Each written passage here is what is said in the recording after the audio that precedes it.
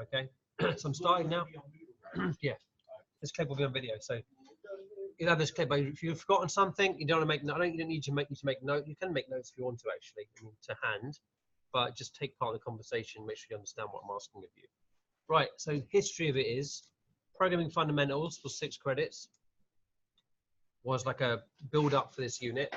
And this unit is to carry on from that. It is 6 credits in total, ungraded.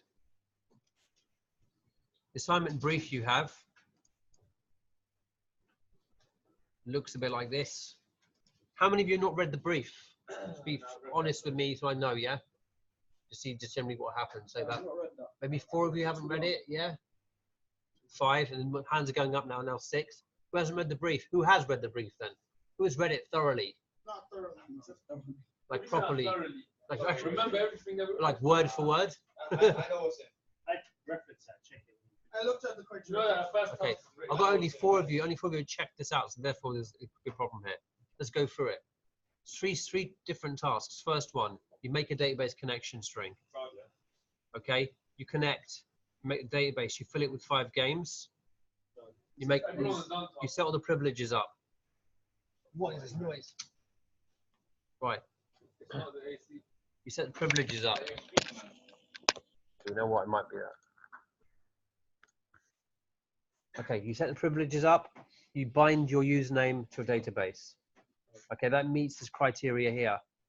Always put in your contents page the criteria so you know you're addressing it. In Linda's assignment, that happened a lot. People were not addressing criteria. That's missing stuff. It says make a document with a screenshot and a well-commented page listing you show your understanding. So by me understanding, giving you code out is not really that effective. Okay, what you have to do is put comments in your code. Okay, that's the easiest way to show you're understanding what you're doing. Use current web development conventions in your approach. Doesn't mean just understand what the industry trends are in web development, how things are being approached. Okay, that's that first one there. Now, task 2 is the big one. It's got various commands you have to do. Display, insert, update, delete, search engine. Search engine gives you the results. On the results, you get a list of links. You click on the link and you get a detailed page. That's going to give you like about this game page. Once you get confident with that, you can start doing more and enhancing it. So higher grade students, you're going to enhance what you're given and do more with what's been provided to you. You might work with images. You might work with having YouTube links or URLs to other websites about that particular game. So there'll be ways you can extend it and take it further. You then need to build a menu, which is links to all the different things. So you can make it look like a proper menu. Insert record, add, delete, update records, and search. You decide that menu we have you should make a menu. Yeah, you should. Everyone's done that, but I think we have a menu. You should make a menu, yeah, of some sort, and you put CSS on it. Okay. Yeah, everyone's done a search engine. Search engine, yeah, necessary. Notice, however, the search engine says here. Let me show you the thing. Search engines on multiple fields. You're not just searching one field; it's multiple fields. Yeah.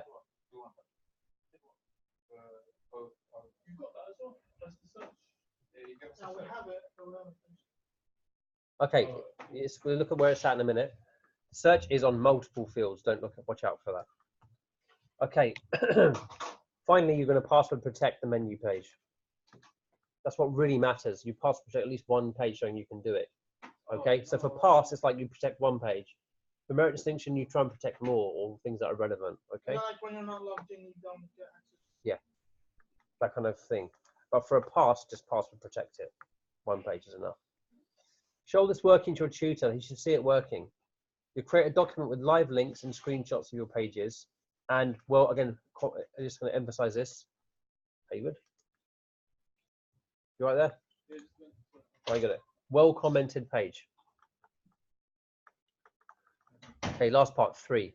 I don't think this theory has been covered with you guys, right? So I'm just going to go around some resources for you to show you what you need to do. So this last part is your report. Just so we work back a bit. You know this thing about these different things here? Each one of these criteria, evidence it with a screenshot and just explaining what you're doing. Okay? So insert form, show your insert form working, code, screenshot, explanation. Notice here validation checks, which means check you've got the correct data entry. Show maybe it's not working if you chuck in a -5 figure or whatever it is, or weird numbers or just incorrect data. So a screenshot for each section would be good. Explanation and commenting in the code repeated throughout all this stuff. The whole point of it is you're trying to make sure that someone who's external to it understands it.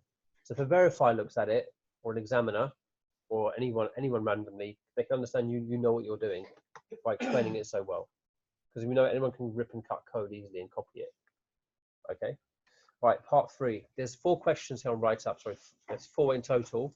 And every one of these has got a criteria on them also. Don't miss a single question out. Number 1, differences and similarities between client-side and server-side scripting. Give some practical examples of code within types of languages and explain where you may use these, giving real examples. Right, a little diagram for you to look at. I've got a link here in your database-driven web pages unit on useful and relevant links, okay? So everyone going for a merit and distinction grade needs to read these resources and look at them. There are 2 links on just that section alone at the very top. Let's look at them together. Let's go for the one with the picture actually first. Diagram somewhere here. Oh. The diagram gone.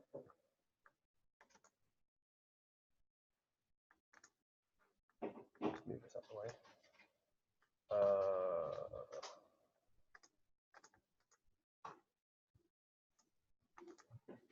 This image here I wanted.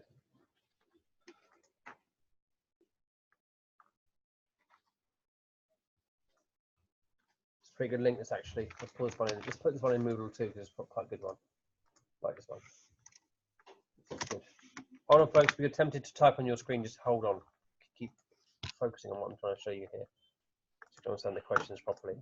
So we've got here a resource I've just dropped in there now. It's a really good, useful thing. So specifically on what, in terms of what you've been learning on the course here, client-side scripting is generally delivered by having a browser that's quite intelligent. Here's my Chrome browser. I can go into the settings in this browser, which are here, and search JavaScript. And I can allow or disallow JavaScript. I can block that and turn it off. Okay. The fact the browser can handle JavaScript is showing its ability to handle what we call client-side scripting. Okay. Your HTML, you know, those you put validation on your forms, like a minimum and maximum range. You guys do that in your contact form or somewhere? Yeah. That was HTML. That's HTML5.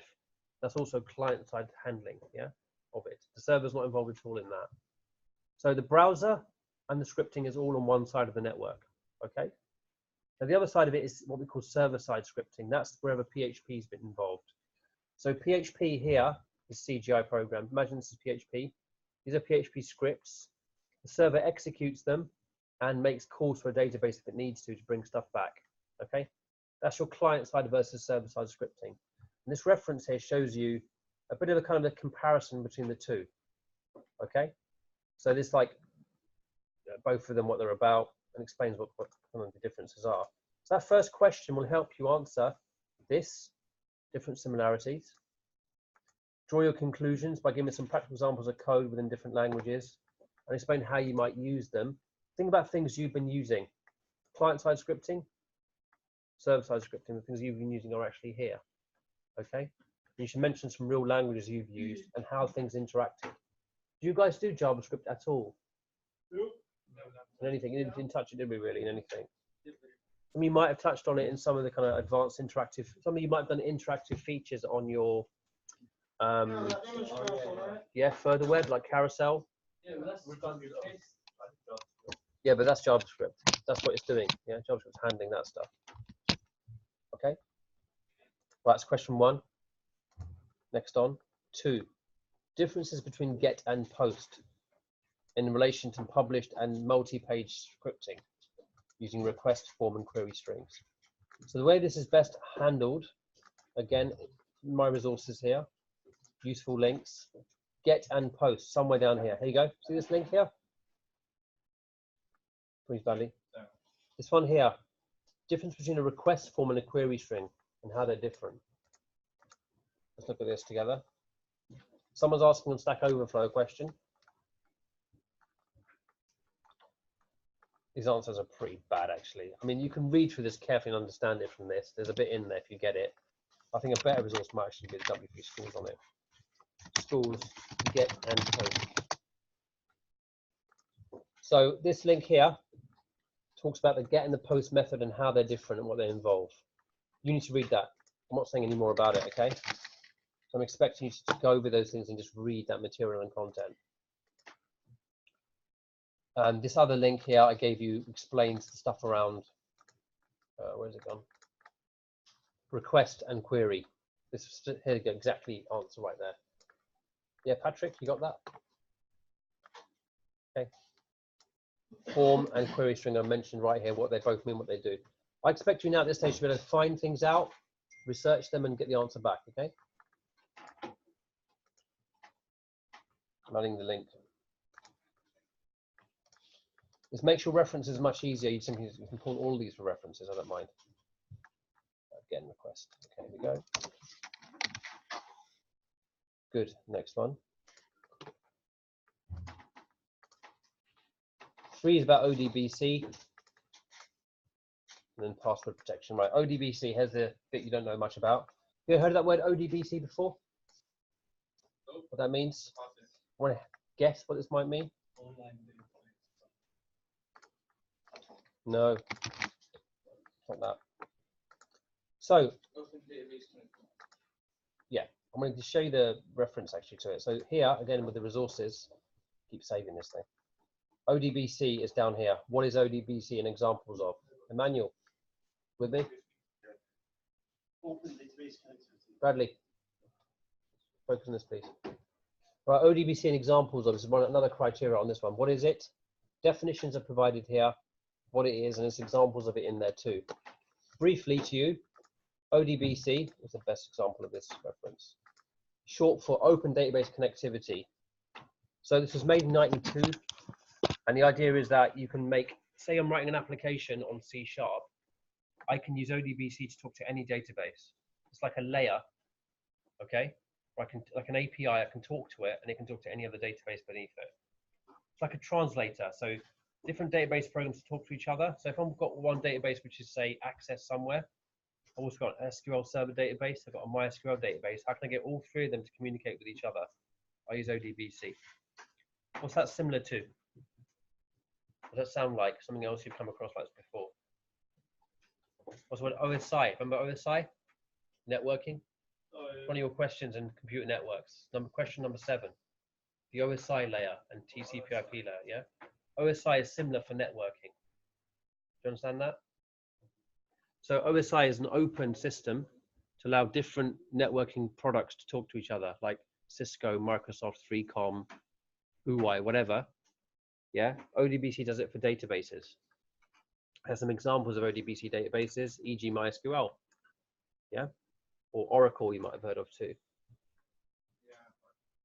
There are other things, like longer details, and the more you research it, the more thorough you go and understand it, the better your response obviously will be. I've given you 4 links about ODBC to read about, okay, for that question. But principally, you get the idea. Yeah, it's about open database connection.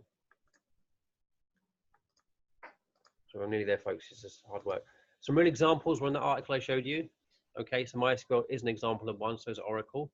You can find out more about other databases that are ODBC compliant. Final question, number 4. Then we'll go over the kind of criteria. So 4, why would you need to password protect parts of a website? I think you guys should know this, general knowledge. Give me a couple of responses on this. Easy one. Why password protect parts of a website? Not all of it, parts of it. You don't want other people seeing your stuff, right? But what kind of stuff might you protect? Personal stuff. Well, look at the stuff you've been learning on this module. Yeah, the 6 pages you made: insert, delete, record, update. Oh, so people can't change it? Yeah, so okay, so you've got this password protection. Think practically about why you might want it on this project. So for insert record, not everyone should be able to do that, right? Yeah. Okay, same for deleting records and update. Searching, maybe the public can do. Searching, anyone can do that. But also giving it students grades, try and give it in context of what you're doing, okay? Giving it student grades, maybe Red shouldn't be able to see Emmanuel's grades. Maybe, right? You know, yeah.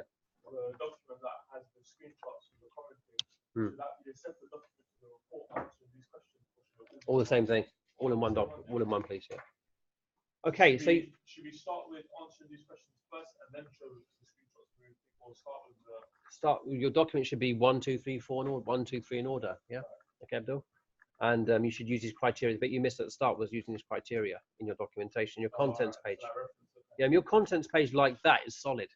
You put that in the contents page 2.1. Do this. It's really, really nice. Clear for me to mark it. I'm going to just race through it and find the bits I need. Okay. Think about hidden. You actually have to password protect, by the way. Yeah. So has he taught you about password protection and searching? That's going to be a lesson then tomorrow.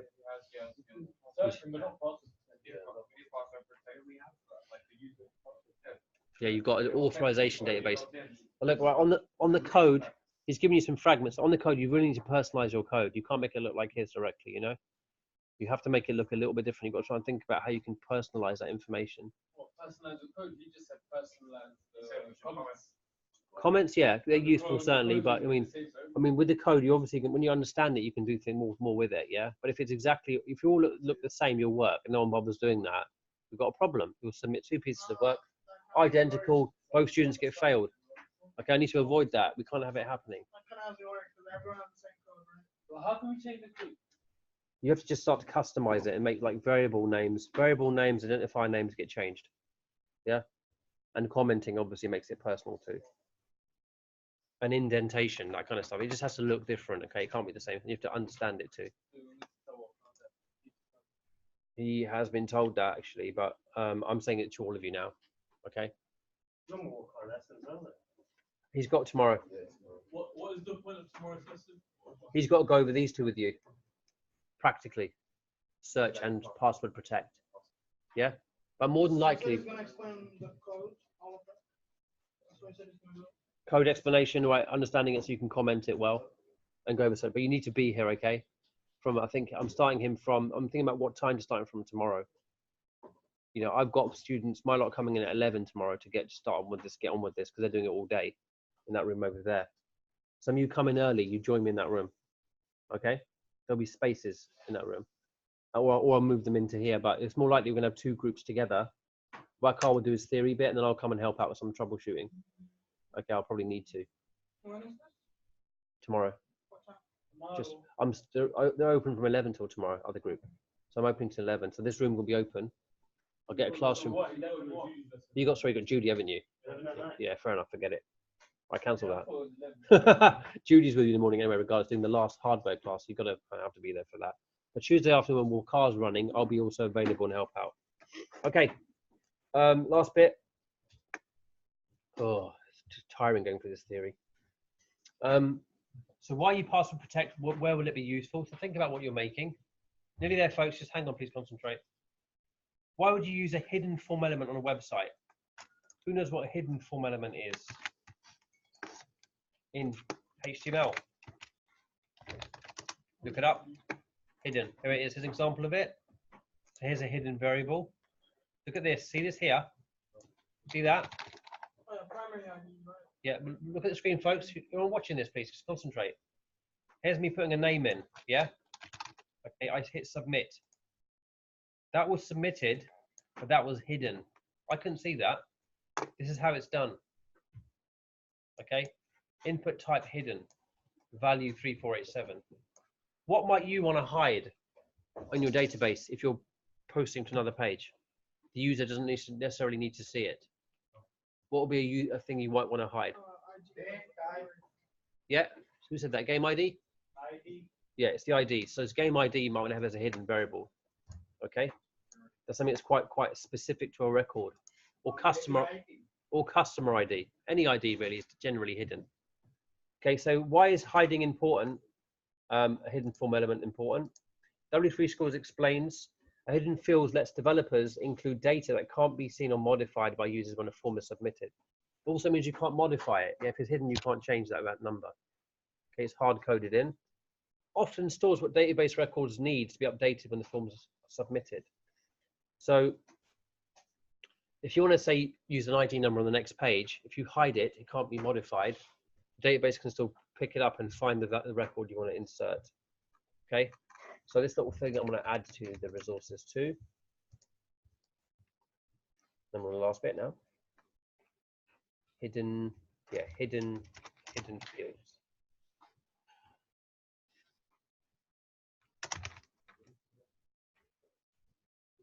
Save. Okay. We need to upload every PHP, like the code Yeah, file with yeah. it as well, isn't it? I need to see the script. Are you guys? How many of you guys are working on USB web server locally? All of you. No one's on student space. I'm on the student space, yeah. Right. Okay. In that case, all of you will have to get your scripts, your PHP files, HTML files, and your database as well. You can export that too. Okay. When you're packing it up, you can export everything in one go. You know, with your control panel, you can select all the files, right-click and compress, and then zip them out. Okay. And then with your database, you also can export that too by going to SQL and doing an export. Okay. So when you're packaging your work, it all should be together. So if you've got USB web server, I obviously can't see it. So I need to see all the script files and the databases together. Okay. Do you know how to do an export in SQL? You might not have done it before. I've seen like the. Right, let's look at how it's done, okay? So first, how we do student panel, when we get the code out. You're packaging your work like this. Let's take any random person. Let's take you, Abdul, right? Whoa. I wonder where your stuff is. Have we not got a student space? Oh, there. Alan's got a folder like that. Let me get into the control panel. I'll just get to a root folder. It doesn't matter. I don't really need to. I can get around it. Come on. Just go straight to the index page.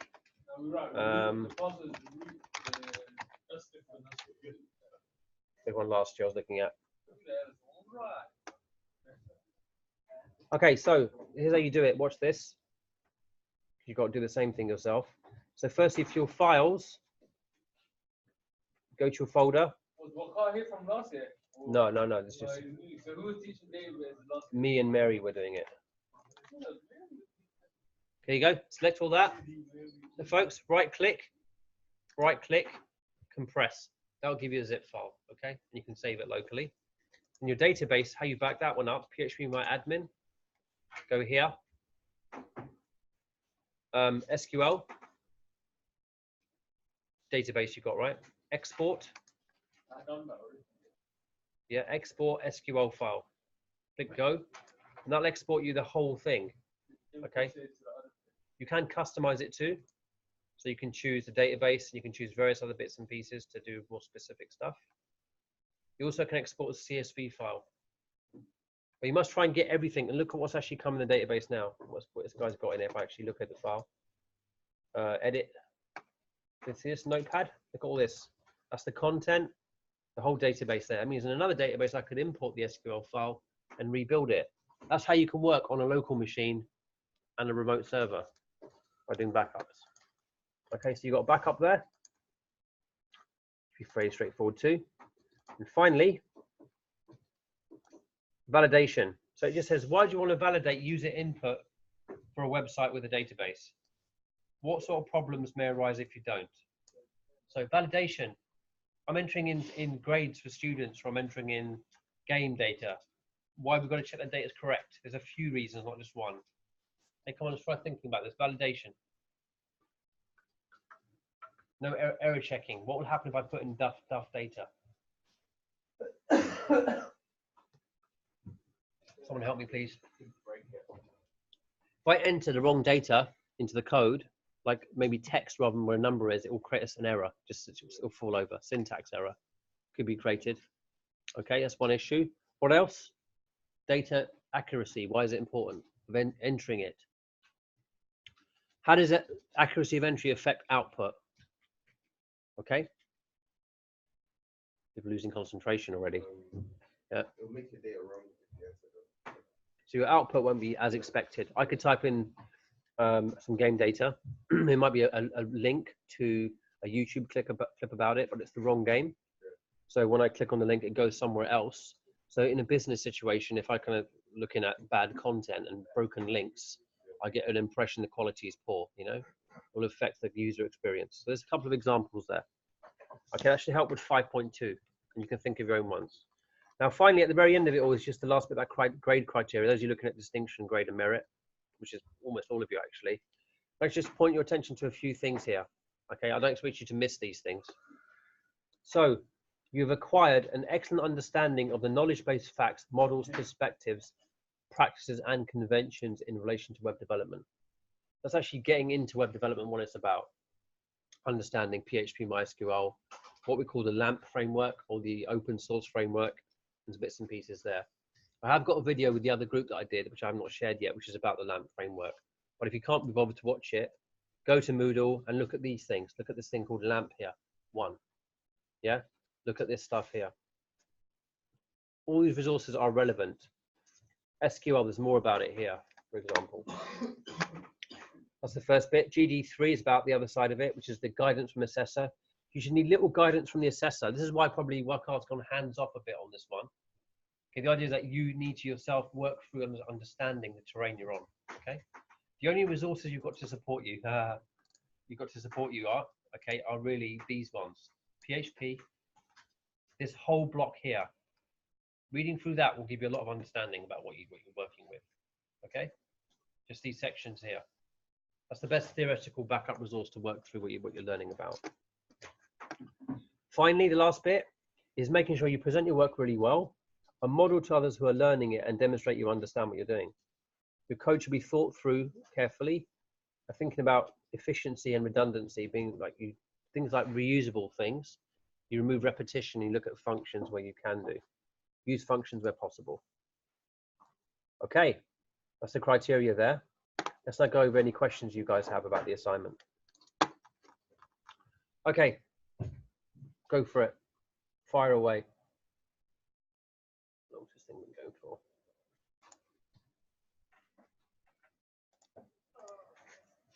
Yeah, questions?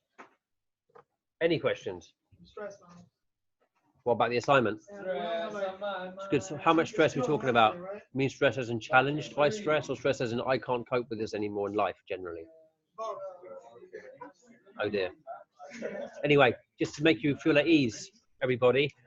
So you know, how is this module going to fit in? Last thing, before I stop, okay. How's this going to fit into the next few days? So what will happen is you guys have finished visual programming. So this time right now, you know, you can use for that until Julie's lesson. And then also after, because you haven't got Lyndon's lesson anymore. So when you finish with Judy today at 3 o'clock, okay, your room's opened up again. I'll come back to you. Yeah. There'll be like a lab going on in the other room too, which is all workshopping now. So this afternoon is to work on this stuff. Okay. After Judy.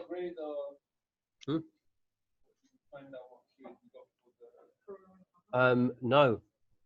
And I will require them tomorrow. So you must be giving them tomorrow as far as I'm concerned. Okay, no matter what happens. And if it happens, I'll sit and look at it. No, you have to see it. Yeah, you have to get it looked at. It's fine. No, I agree with you. Yeah, fine. So like the timetable I put in WhatsApp, what did I say about this module? In WhatsApp, I put a picture about this week, yeah, and what's on. Let's find it. I don't know why they both. You're gonna go to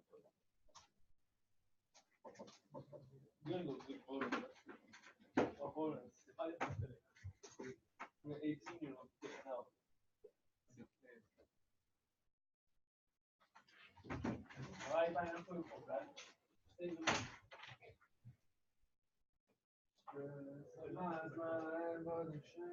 You come from out there and you come back in this. It's so bad outside though, man. So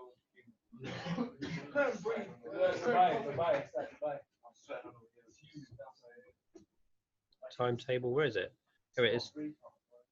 Okay, folks, so here's today's timetable, okay? So I'm stopping talking after this, just going to do one-to-one after this now. You've got project 1-2 till 3:30. And I did put a video on about project on your group, which you must watch it, so you don't miss anything again, okay? You know it takes time getting your resubmissions done, and you guys are also focusing on already other resubmissions, so just get that right. 3:45 to 5:30 today is this workshop on database. So if you're going to be here, you'll get help. Okay. I'll zip around and see you and get you moving forward. So those who've got resubmissions also should stay behind for workshops. Tomorrow morning is Judy till 1. And then from 1:30 to 3:30, well, 5:30 is Wakar again. Probably we're going to open till late tomorrow. And Wednesday is a compulsory tutorial for 1 till 4 for anyone who's got anything left after that. Okay? That's how I'm organising this week. So do we have Judy out to now? Yes, you do. You've got project. Okay? You've got project. At 2 o'clock though. So guys, please pick up database driven web pages, okay, and move on. Just do task 3 now. Do the write up if you want to. If you're already ahead of things. You're already working on something else anyway. So you can get on with that. I just organise it actually one-to-one with people. I need more work. Let me check. What's that? What do you want me to do? Just check. I want to get a screenshot of IPv4. Is that for Judy. just a screenshot? You can't do it on yours? No. What I do? What's happening? You access it by checking the access. I found it on my computer. What am I looking up? Which one is it? Control panel. My computer. Yeah. Oh, Yeah, then. wait, no, sorry, it's system and security. My bad. I'll come in a minute on that. 1 second, Brad. Let me wrap up. Right. So Monday, Tuesday, Wednesday. This video is finishing. Monday, Tuesday, Wednesday is delivery days. Okay. So stop that now.